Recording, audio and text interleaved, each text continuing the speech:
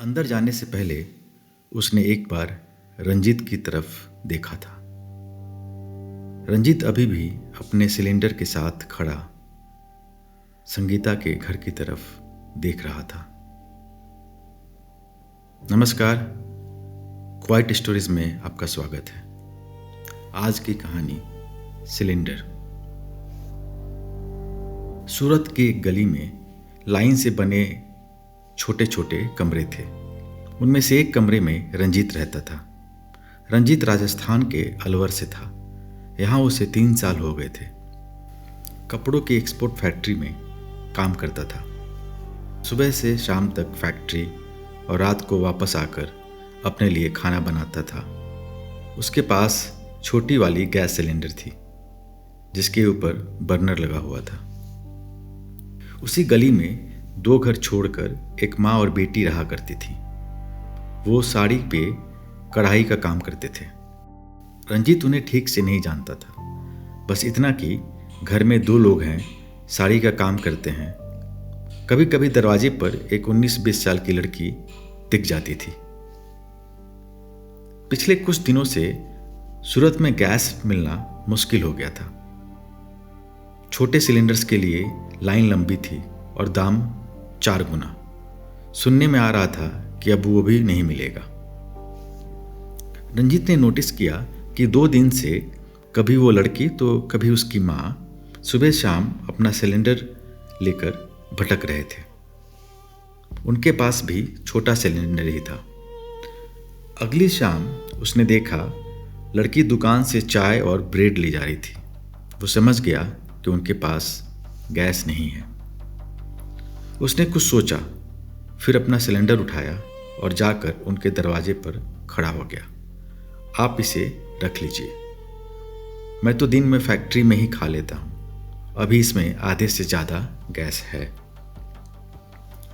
लड़की की माँ ने पहले मना किया और हिचकिचाई, लेकिन जब रंजीत ने दोबारा बोला तो उसने बस एक शर्त पे सिलेंडर लिया कि रोज रात का खाना वो उसके घर भिजवा देगी। रंजीत भी मान गया और सिलेंडर देकर लौट आया। उस दिन के बाद एक छोटा सा अरेंजमेंट बन गया। रात को जब रंजीत फैक्ट्री से लौटता, वो लड़की जिसका नाम संगीता था एक स्टील के डब्बे में उसे खाना दे जाती थी। कोई बात नहीं होती थी, बस एक छोटी सी स्माइल। ऐसा लगभग 1 हफ्ते तक चलता रहा। बातचीत कम ही होती थी, कभी बस हाँ तो कभी बस ठीक है और एक स्माइल।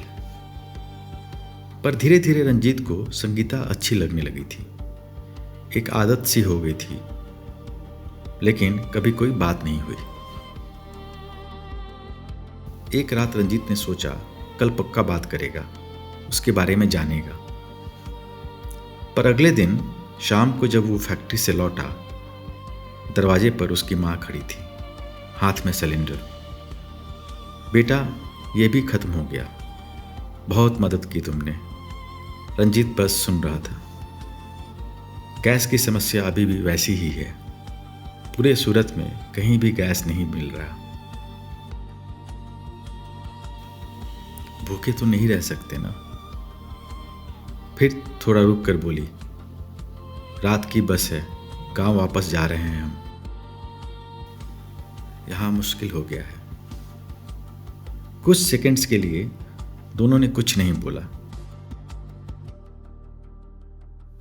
रंजीत उसके दरवाजे की तरफ देख रहा था।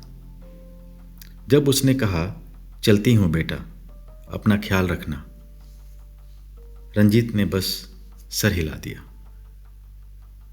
माँ वापस जाने लगी। रंजीत अभी भी उसके दरवाजे की तरफ देख रहा था। दरवाजे पर संगीता खड़ी थी। वो भी उसे देख रही थी शायद, या फिर आते हुए अपनी माँ को। माँ अपने घर के अंदर चली गई, फिर संगीता भी।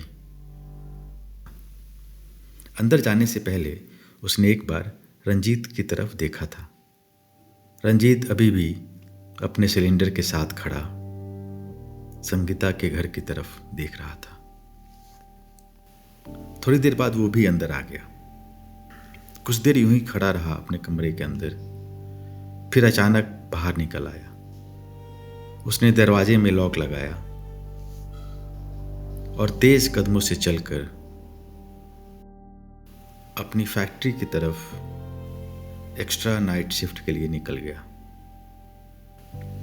बाकी सब कुछ पीछे छूट गया था। शुक्रिया।